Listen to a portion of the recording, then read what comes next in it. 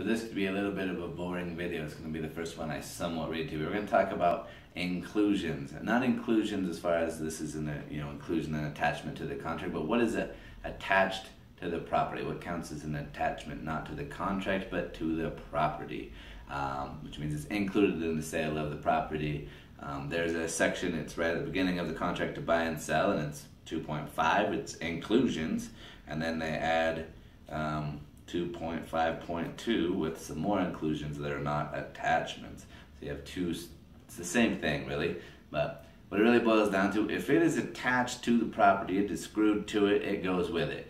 Awnings and window coverings and curtains and curtain rods and CO2 detectors and smoke detectors and all the wiring and TV antennas, sheds, you name it. Unless it is specifically excluded, you can exclude anything you want. You get to choose. If you want to take it with you, you can do so. You just have to let them know. Let's say there's a light fixture that was, an antique that you had for 50 years. You can take it with you. You just have to exclude it from the contract and let them know what you're going to replace it with.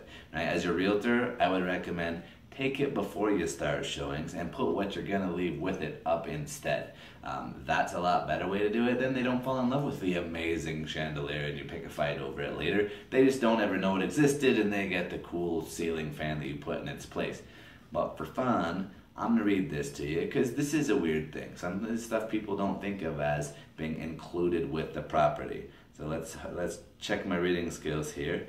It says, if attached to the property on the date of this contract, the following items are included unless excluded in the exclusions: lighting, heating, plumbing, ventilation and air conditioning units, TV antennas, inside televisions, networking, coaxial cable wiring, connections, block jacks, plants, mirrors, floor coverings, intercom systems, built-in kitchen appliances.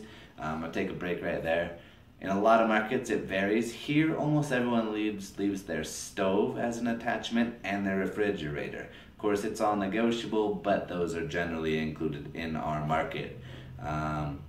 Sprinkler systems and controls, built-in vacuum systems including accessories, garage door openers including a blank number of remotes. And then there's other stuff that may or may not get included. And then there's the 2.52 inclusions not attached. If on the property, whether attached or not, at the date of this contract, the following are included unless excluded: storm windows, storm doors, window and porch shade, awnings, blinds, screens, window coverings and treatments, curtain rod, drapery rods, fireplace insert, fireplace screens, fireplace grates, heating stoves, storage sheds, carbon monoxide alarms, smoke and fire detectors, and all keys. So it's kind of boring a little bit there, but that's it. All of those things and anything else you can think of, if it's attached to the house, if you had to screw it into place and it was there when they looked at it, it should be there when they take possession of the property.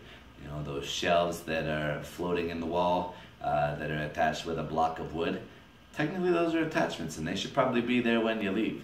Of course, in reality, what happens? Everyone discusses things back and forth. Some things stay, some things go. But when in doubt, you gotta kind of hash it out. You gotta figure out who gets to keep it and where.